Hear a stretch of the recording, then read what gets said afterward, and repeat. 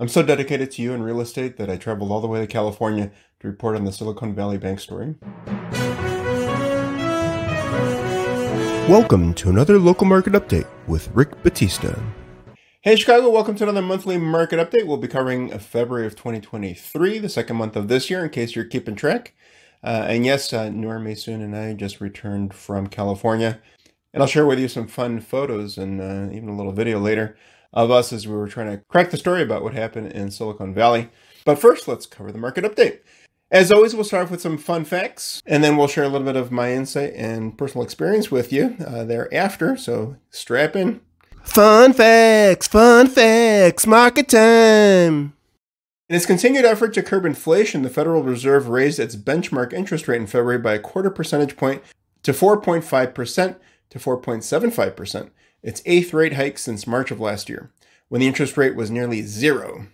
Mortgage interest rates have dipped slightly from their peak last fall, leading pending sales to increase 8.1% month to month as of last measure, but affordability constraints continue to limit homebuyer activity overall, with existing home sales declining for the 12th consecutive month, according to the National Association of Realtors. New listings in the city of Chicago were down 11.5% for detached homes and 37.7% for attached properties. Listings under contract decreased 16.3% for detached homes and 33.8% for attached properties. The median sales price was up 3.1% to $295,000 for detached homes, but was down 7.2% to $320,000 for attached properties. Month supply of inventory increased 34.9% for detached units, but decreased 5.9% for attached units. With buyer demand down from peak levels, home price growth has continued to slow nationwide, although prices remain up from a year ago. Sellers have been increasingly cutting prices and offering sales incentives in an attempt to attract buyers who have continued to struggle with affordability challenges this winter. The slight decline in mortgage rates earlier this year convinced some buyers to come off the sidelines, but with rates ticking up again in recent weeks, buyers are once again pulling back, causing sales activity to remain down heading into spring. And certainly that's something that we've been seeing overall across the board throughout Chicago and the nearby Burbs, whether it's talking and working with our clients or even talking with our colleagues, just to kind of keep our ear to the street. Things have been going up and down. The market's stabilizing. We're trying to find its own voice, I guess you can say. And that's just going to happen, especially when rates are going up and down. And the mainstream media likes to keep on throwing out scary headlines. Sometimes I think they just do it to see what's going to happen. Because no matter whether society's in the upswing or downswing, they're going to have something to report on. So returning to the Silicon Valley Bank story, I do want to seriously share some thoughts with you. Let's put things in perspective. Number one, I believe, from looking up some information and hearing different news stories and reading some reports about it, Silicon Valley Bank was started nearly 40 years ago, and their origins were to focus on helping startup companies, particularly tech companies, find funding, which at the time was a little hard to do, as technology was quickly advancing. I do believe they were the 16th largest bank in the U.S., but even being the 16th largest bank in the U.S., in all reality, if they didn't have the name that they have, you probably would never even heard of this bank or even the news story.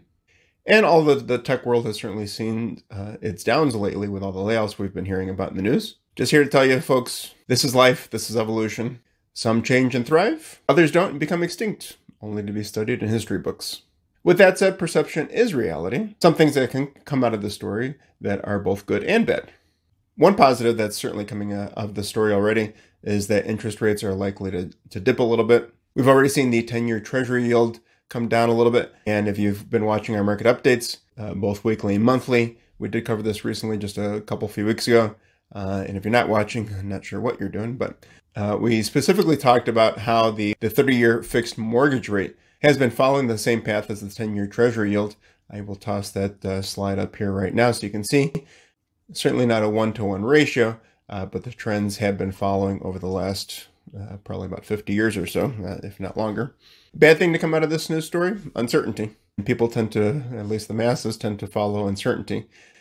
Although I don't particularly agree with that, it's very easy to get caught up in all the news stories, especially now. The news has perfected a way to get us scared and keep us scared as much as possible and pretty much dictate how we as a society tend to think, whether now or what's coming down the line. And again, this is life, this is evolution, things are going to change.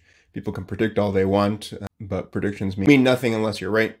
So right now, all we can do is know what's going on and project. But hopefully now that the federal government has stepped in to this whole situation out in Silicon Valley, that'll create some certainty for folks. And as with everything, time will tell. And we'll certainly be following this story to see how it could impact you and the real estate market, especially here throughout Chicagoland. And at the end of the day, what's most important for you is, should I buy or should I sell? Or should I keep on renting? Whatever the situation is, save. Never know when a rainy day's coming or how many rainy days we may have in a row. Wanted to bring up another slide here where the top 100 economists and home market experts were surveyed. They are certainly projecting a little bit of a dip in this year for home prices. Might end up being a little bit more of a flat market, or flat growth, I should say. And yes, we can certainly have an active market while experiencing flat growth. Not seeing prices go up too much, if at all. But then they're projecting that we're going to be seeing a little bit more of normal appreciation for years to come. Again, I don't know what's going to happen 2 or 3 years from now, let alone tomorrow. But it's nice to at least see what top folks in the industry are projecting for the coming years. It can certainly help you make a decision as to what you should be doing for yourself, for your family, for your goals and timeline. And here's another chart where the big players are saying how housing prices are going to look the remainder of the year. And if you take the average of all of these, it's looking like just a drop of 0.1%. So again, flat growth. Being a Chicagoland realtor, I can tell you what's going on throughout Chicago and the Burbs. And so much of it will depend on the area and the individual opportunity, that meaning condition, timing, and the circumstances of both the buyer and seller, because there's certainly always a story to tell from both sides. Ultimate question is, should I buy this year? My answer is, I don't know. We'd have to talk and see what makes the most sense for you. But what I do know is this, and here's a few things that I want to make sure that you're fully aware of. And this is just a very short list. There's so many other factors involved in when you're considering whether or not you should be buying or keep on renting, or, as we'll talk about too, whether or not you should be selling in 2023. So number one, if you're renting and you are thinking about buying, you know that rents have been going up. You've seen it for yourself, whether you've been moving from apartment to apartment, upgrading, downgrading, seeing what fits within your means and your needs. There's no doubt, especially in Chicago and in many of the nearby suburbs, rents have gotten pretty crazy high. And if you're staying in a place, there's a lot of landlords who are increasing by a great percentage, which could end up costing you an additional hundreds of dollars a month, and that can turn into potentially thousands of dollars throughout a year's time. But if you did follow us on social media, you do know that we do a fair number of rentals, so we know the market really well. And with that said, a lot of people are paying more in rent than what they could be paying for a monthly mortgage. And you would ask, logically, why would that be the case? Again, all comes down to individual situation and circumstances. You may not be thinking about buying because you feel that you haven't saved enough, or you think you haven't saved enough. A lot of folks have that common misconception that you need at least 20% down to buy a home. And we've covered that in some of our recent social media posts as well. You may only need about 3.5% to purchase a home. Up to 5, 8, 10%.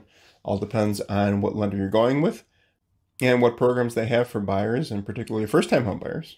Another reason you may not be thinking about buying right now is that you are looking to relocate in the near future, waiting to hear about a new job or a job offer, a new position, a new role within your company that you're at now that may end up taking you to another city that would require you to commute, and you really don't want to do that, so you're waiting to see what's going to happen there. Another reason is that you have the income and the down payment saved up, but what you don't have is a credit score. Plenty of folks out there who are in that situation, whether it's due to student loans or you were impacted by the pandemic, making good money, your credit has suffered and you're trying to build that back up, and you may not qualify for a mortgage on your own, or you're not going to get the rate that you want. Certainly a legitimate concern, but may or may not be the reason as to why you should be waiting to start building up that equity in your home. So just like a home can mean so many different things for each individual, there are many reasons, or there could be many reasons, why you're choosing to rent versus buy. So either path you take, if you're looking to rent or take that plunge into home ownership, feel free to reach out. We are here to help and take care of you. Second reason as to why you should consider buying right now. If you look at home prices over the last 30 years, across the country, there has been a change of 289.1% in home prices, and that is on the upside. Another thing that we covered in recent videos is that Interest rates certainly are higher than they have been, especially recently, but they are not as high as they have been in the past. And back in the early mid-ish 1980s, they were nearly 18%. That is a crazy amount when you're comparing it to today's standards, even at these unbelievably high rates today, but nearly 18%. And yes, homes do not cost the same that they do today, but it's nearly 18%. Can you imagine paying 18% or refinancing to 12% just to get a better rate? It's unheard of today, but that did happen at one time. Talk to your family members, your parents, your grandparents who may have been purchasing or selling homes at that time, and get their experience and their take on it. There's a good chance that they made out, especially if they hung on to the property for some time. Real estate is kind of more of a long game sometimes. And certainly you can get a good deal and turn it around and make a profit in a short amount of time, but chances are you're going to make a bigger profit the longer you hang on to it. So even if you buy at a high rate today, there's a great chance that you're going to be able to refinance it later, and or when the time comes where it makes sense to sell, and not necessarily make sense according to the market, but makes sense for you and your situation, your circumstances. There's a pretty good chance that's been proven historically that you will be better off financially than if you had just ended up renting and paying somebody else's mortgage. Third reason that you should consider buying right now, and this is definitely more for the buyers and the sellers out there, but sellers are looking at all this data information, they're looking at the news headlines, and they're making decisions, and a lot of folks are going to end up waiting. They're going to wait till, just like, oh, I don't want to sell in the fall, let me wait till the spring. They're looking at it now and say, well, if rates are still stabilizing right now, they may go up, might be fewer buyers, prices might go down this year or just stay flat. I'm going to take my chances and sell for a little bit more next year. And then on the flip side, you see buyers looking at the same information and saying, oh, I'm just going to wait till rates go down a little bit. If everybody's listening to this and everybody's waiting, guess what could potentially happen? Everybody's going to wait. It can turn into a shit show, or it can certainly turn into a stressful situation, particularly for buyers, when everybody's out there trying to buy at the same time. And usually, I'm not saying it's not going to be stressful, but usually what happens in those circumstances is that a lot of new realtors flood the market. There's a lot of people out there without the industry knowledge or the experience to help represent you, whether you're selling or buying. And then just overall, it creates a very frenzied environment where you're having bidding wars and potentially overpaying for a house. It could cause you to have some icky feelings immediately after, or maybe even a year or two down the road. And I completely understand that stress happens. Stress is a part of life. Why put yourself in a situation that could be very, very stressful? So if you have to buy now with a higher interest rate, I always say, can't put a price tag on peace of mind.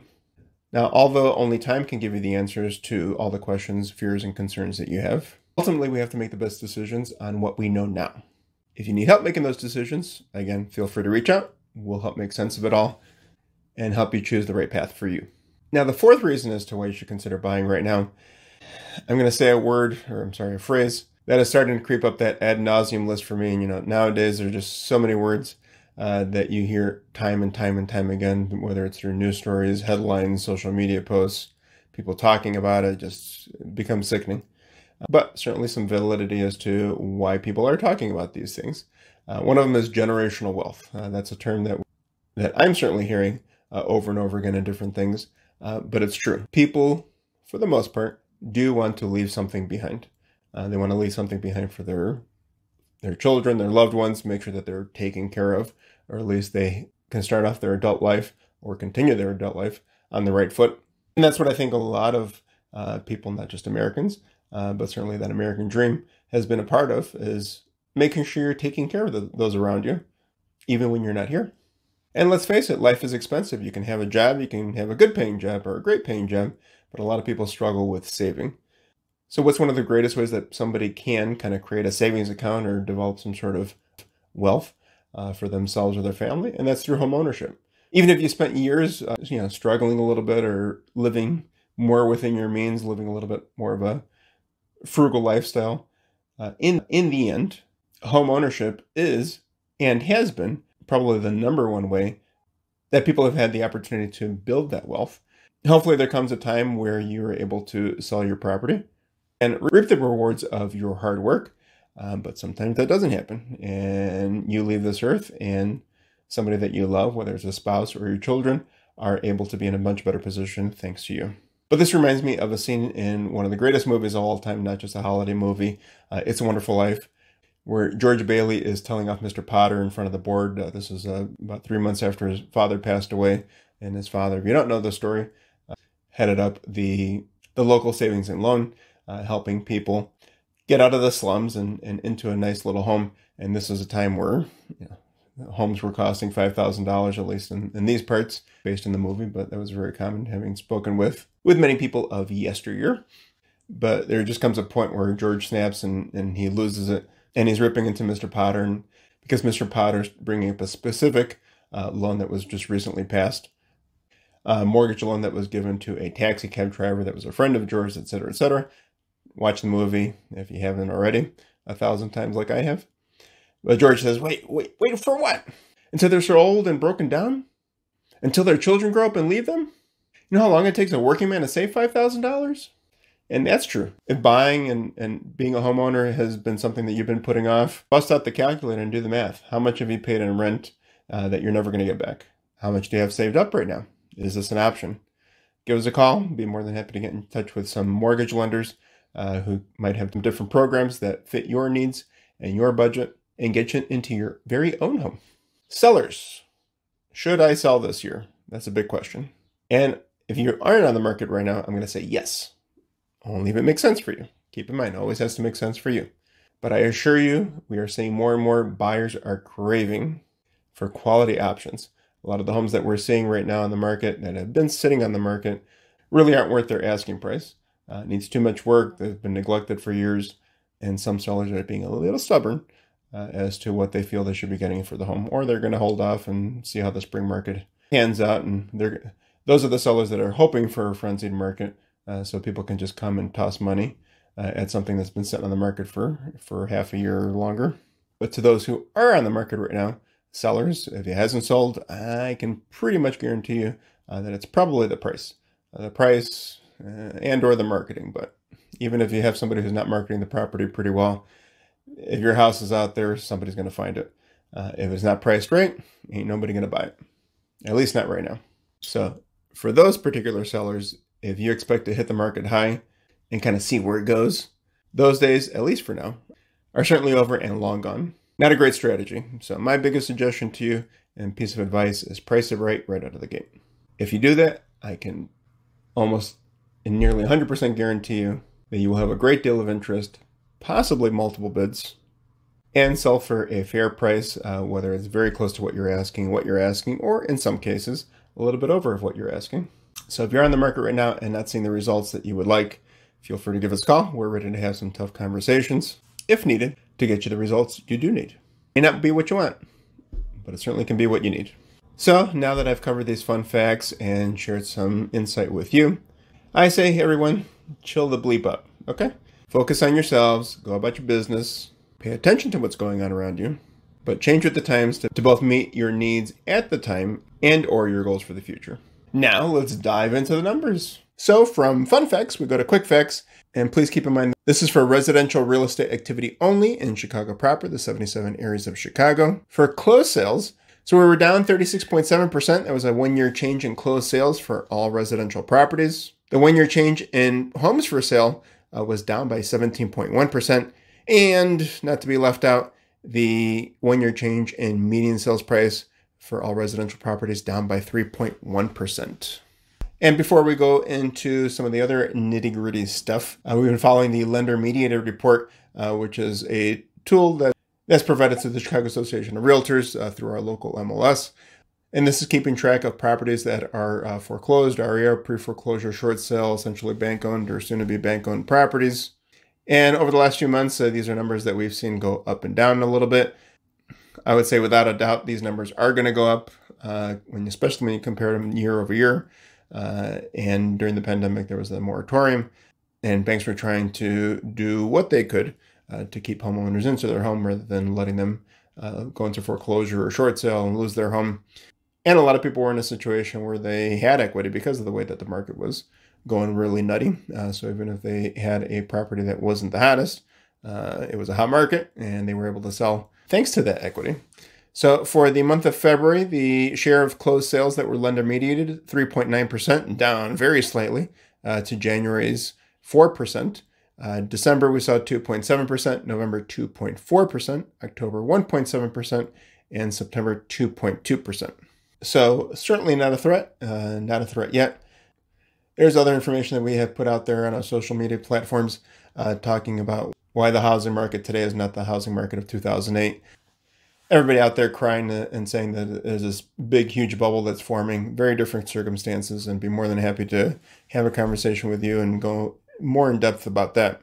But don't listen to everything you hear. Now let's take a look a little bit more detail about the entire city of Chicago. For the purpose of this video, we're going to be covering detached single-family homes only. This report also has information for attached single-family homes, attached being condos and townhomes. If you'd like a copy of this report or any of the other reports that we have, I'd be more than happy to share them with you. We can send them over via email with PDF attachments. So for the month of February, all residential properties, and the rest of these numbers, we're going to be comparing two categories. One, February of this year to February of last year, 2022, and then comparing year to date, so through February 2023 and through February 2022. New listings, we wrapped up last month with 1,166, down by 11.5%. Year to date, we're at 2,442, down by 4.6% year over year. Closed sales, big dip, 441 last month, down by 40.6% comparing to last year's February. Please keep in mind, rates were so low, very, very different market, so do not panic, folks. Year to date, 906 to 1506, down by nearly 40%. Homes under contract, those that are contingent or pending, we saw 747 last month, down 16.3% compared to the February prior, and 1,352 year to date, down by 23.7% year over year. Median sales price being the number that's smack dab in the middle, equal number of homes sold for more than and less than this number. 295K last month, up by 3.1%. That's promising. Year to date, 276.5. That was down 4.5% year over year. Now, looking at average sales price, that was also up comparing the two Februarys. Average sales price last month for a single-family detached home, $431,792, an increase of 2.6% over last year's February. Year-to-date average, $394,971, down by 6.1% year over year. And here's one statistic that I found very interesting, and I certainly wanted to share with you. The average list price last month was $469,062, which was down considerably to last year's February by 12.2%. Year-to-date, $470,844, down by 8.4% year over year. It's a fair indicator, at least for the month of February, that we are going to see a little bit more of a flat market and perhaps see prices either go down a little bit or depending on where you're located and what the circumstances are, especially what kind of property you have and how well it's been maintained, we may see some home prices go up in certain areas. But we're halfway through the month of March. Let's see how this month plays out next month as we're going into the spring market. Percent of original list price received. This is something that we've been talking about at great length. If you want to sell your home in today's market, you have to price it right. Not a week from now, not 2 weeks from now, the moment that you put it on the market. You become instantly vulnerable if you hit the market high. So please, sellers out there, let's have an honest conversation. Feel free to reach out to me or talk with your broker that you're already working with. But please have those brutally honest conversations because it's not a good situation to be in, especially if you're on a tight timeline. You got to sell. You got to sell now. Don't play around with the price. But last month we saw percent of original list price received at 95%, down by 2.8%, looking at February 2022. And year to date, 94.6%, down 2.6% year over year. Market time, no doubt, going to see higher market times this year than last year. 90 versus 61, there's an increase of 46.5%. And year-to-date, 82 to 61, increase of 33.8%. So basically, to sell a house now, it ain't easy. But us brokers are just going to have to work a little bit harder. And I think for those who thrive in this industry, it'll only make us better. Inventory of homes for sale, we wrapped up the month of February with 2,174 detached single-family homes, and that was up by 8.9% year over year. Now let's take a look at what's happening in your neck of the woods.